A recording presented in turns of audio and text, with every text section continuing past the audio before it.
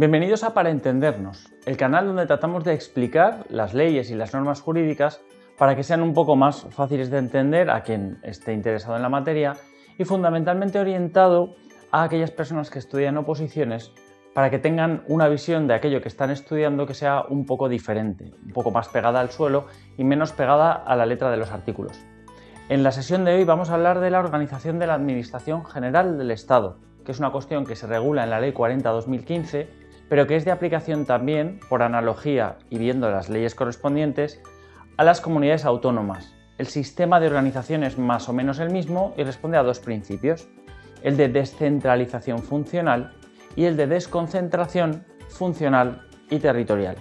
Digamos que una misma administración puede estructurarse o puede organizarse o podemos verla desde distintos puntos de vista. Desde el ámbito territorial, por ejemplo, la Administración General del Estado podemos verla de tres maneras. La organización central, que es aquella organización que distingue los organismos administrativos que ejercen su competencia sobre todo el ámbito nacional. Podemos ver también la organización territorial, que serían aquellos organismos que ejercen su competencia sobre una parte del territorio, y la organización de la Administración General del Estado en el exterior, que lógicamente no ejercen su competencia en España, sino que cada una de esas administraciones ejercerá su competencia en países distintos. Básicamente, esta manera de ver la administración respondería a la pregunta de ¿sobre qué parcela de territorio ejerzo yo mis competencias? Esta sería una forma territorial de ver la administración. Pero la principal, esta es importante como lo son todas, pero la principal o la que normalmente vamos a estar más familiarizados va a ser la división funcional o la estructura funcional de la administración, que responde a dos preguntas. Si veíamos antes la pregunta de sobre qué territorio ejerzo yo mis competencias, pues esta organización funcional de la administración responde a dos preguntas, como digo. Por un lado, ¿qué competencias ejerzo yo como administración? Y por otro lado, ¿sobre quién ejerzo yo mis competencias? La primera de las preguntas lo que hace es dividir la administración en compartimentos dependiendo de las áreas del sector administrativo. Lo vais a ver clarísimamente como un ejemplo. La Ley 40/2015 nos habla de que la administración en España se divide por un lado en la presidencia del gobierno y por otro lado en los ministerios. Cada ministerio se ocupa de un área, digamos, de un sector de la administración diferente. No es lo mismo Hacienda que Agricultura, que Comercio, que Igualdad. Tenemos muchos ministerios donde elegir. Cada ministerio, en principio, está orientado a un sector de la actividad administrativa. ¿Veis cómo se organiza la administración dependiendo de las funciones que cada administración ejerce? Cada ministerio se ocupa de su parcela. Esa es su competencia. Y luego teníamos otra pregunta, que es sobre quién ejerzo mis competencias.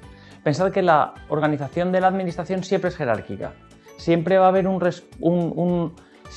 un órgano que responda ante un superior jerárquico hasta que llegue al de arriba del todo. El de arriba del todo, ya lo adelanto, es el ministro y por encima está el gobierno. Pero digamos que en esta estructura funcional de la administración por ministerios, el vértice de la organización administrativa es el ministro. Del ministro caen todo el resto de órganos administrativos que vamos a ver. Y en esta pregunta de sobre quién ejerzo yo mis competencias, dónde ejerzo yo, o sobre quién mando, podemos diferenciar órganos superiores, órganos directivos y unidades administrativas. Empiezo por estas que son las que primero terminan, porque las unidades administrativas son todas aquellas que no tienen a nadie por debajo sobre quién mandar. Digamos que las unidades administrativas las podéis visualizar fácilmente cuando entráis en una oficina, en Hacienda o en el ayuntamiento de turno y una persona entra y ve un montón de espacios, de mesas con funcionarios y funcionarias trabajando. Pues eso es una unidad administrativa. En la ley habla de que se crean en función de relaciones de puestos de trabajo, de personas, de mesas que están ejerciendo ahí su labor, a las que se le dota de unas funciones y las ejercen sin tener a nadie por debajo a quien exige responsabilidades. Eso serían las unidades administrativas. Y luego está lo que a veces cuesta un poco más de entender, que son los órganos superiores y los órganos directivos.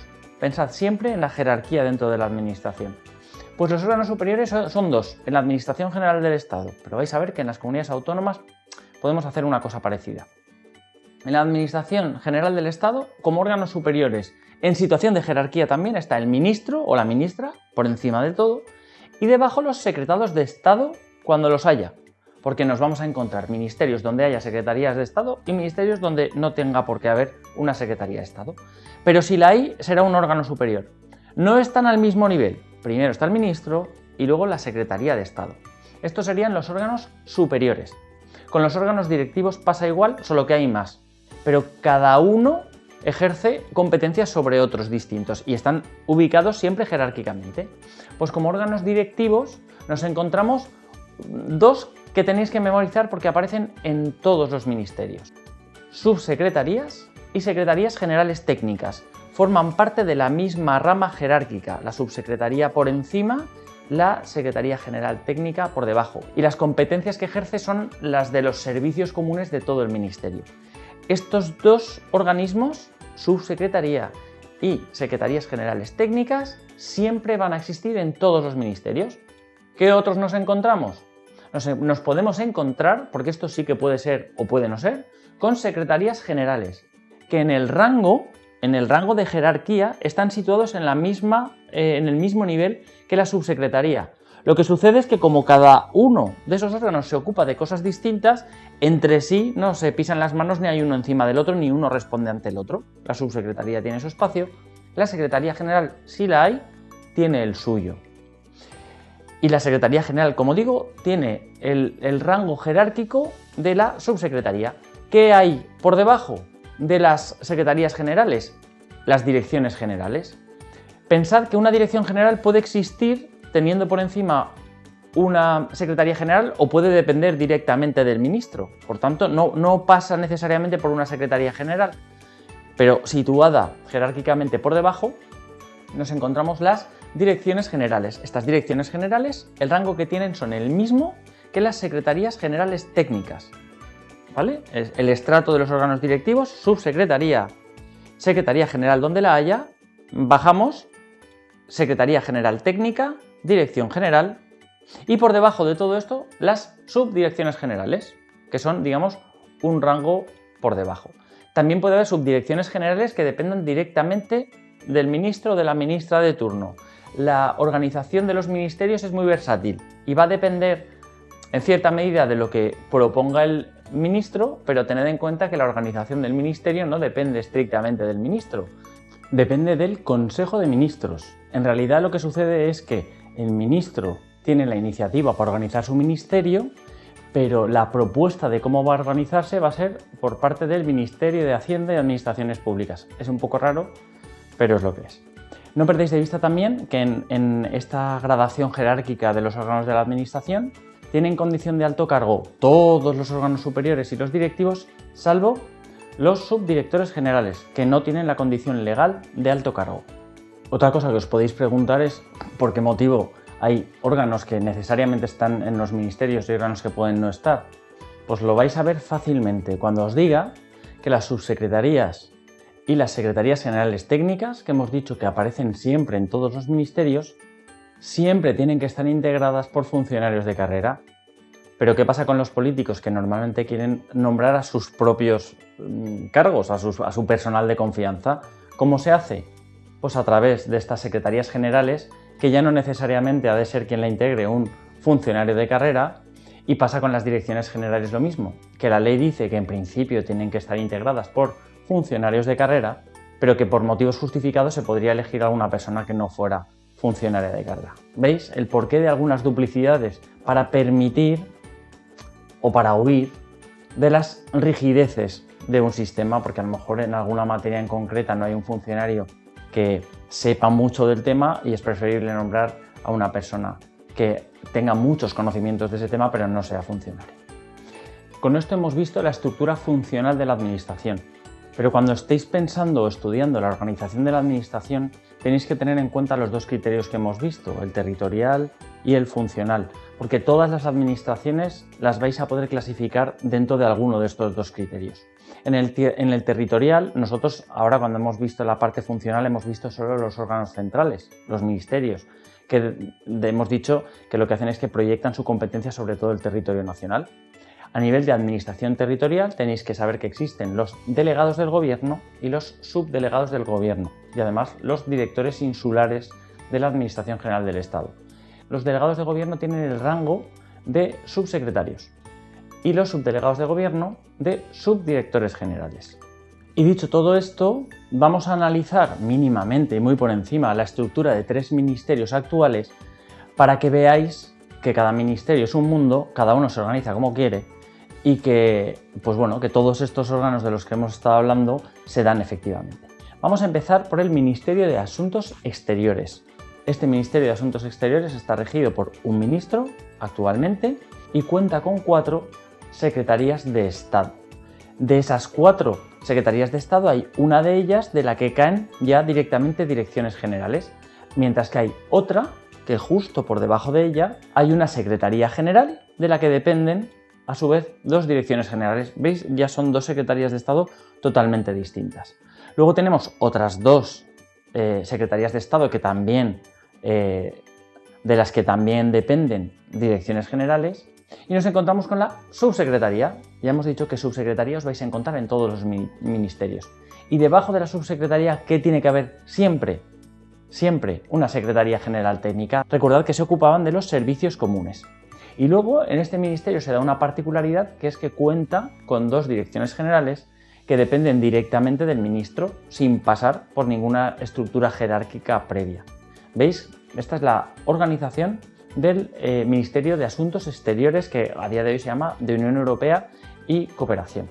Vamos ahora con la estructura del Ministerio de Justicia, que es más pequeña que la del de Asuntos Exteriores. Y vemos que el Ministerio de Justicia a día de hoy está regido por una ministra y cuenta con una única Secretaría de Estado.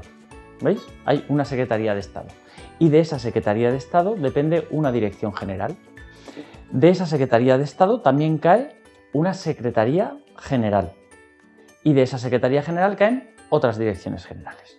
En paralelo nos encontramos con el órgano de siempre, la Subsecretaría, y de la Subsecretaría vuelve a caer una Secretaría General Técnica.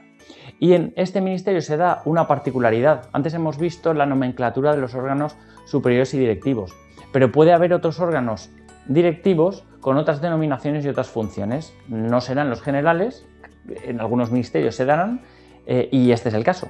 Ahí está la Abogacía del Estado, que es un órgano directivo también, de la que dependen 2 direcciones generales. Por tanto, veis, es otra particularidad de una organización muy a la mano de la persona que ejerce la titularidad del ministerio. Y terminamos ahora con el Ministerio de Defensa, regido también por una mujer, una ministra, Margarita Robles. Este ministerio cuenta con una única Secretaría de Estado. De esa Secretaría de Estado dependen varias direcciones generales. Cuenta también con una subsecretaría. De esa secretaría dependen, ya lo sabemos, la Secretaría General Técnica y luego varias direcciones generales. Luego tiene una Secretaría General que no depende ni de la Secretaría de Estado ni de la Subsecretaría ni de nadie, depende directamente de la ministra.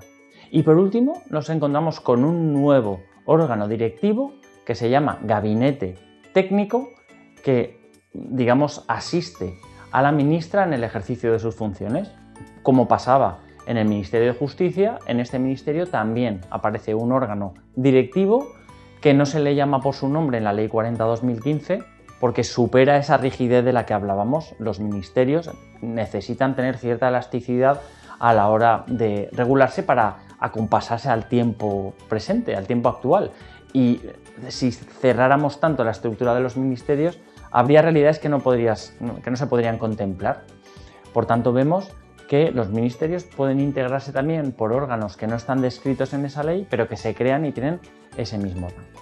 Espero que con esta grabación haya podido hacer un poco más amigable este tema de la estructura, fundamentalmente la estructura central de la Administración General del Estado. Os recuerdo que esta misma estructura de órganos superiores y directivos se da en las administraciones de las comunidades autónomas. También se da la parte territorial, aunque con otra denominación en la que no me meto porque en las comunidades autónomas cada una tiene su regulación. Y me despido ya sencillamente pidiéndoos que si os ha gustado el vídeo le deis al like, que si estáis interesados en seguir recibiendo noticias de este canal o queréis que continuemos con la creación de contenidos, os pedimos que os suscribáis y que para cualquier comentario, duda, cualquier cuestión que queréis plantear, lo hagáis en los comentarios, que yo personalmente trataré de responder a cualquier duda, a cualquier cuestión que os suscite este vídeo o cualquiera del resto de vídeos de los que os vais a encontrar en el canal. Muchísimas gracias por vuestra atención.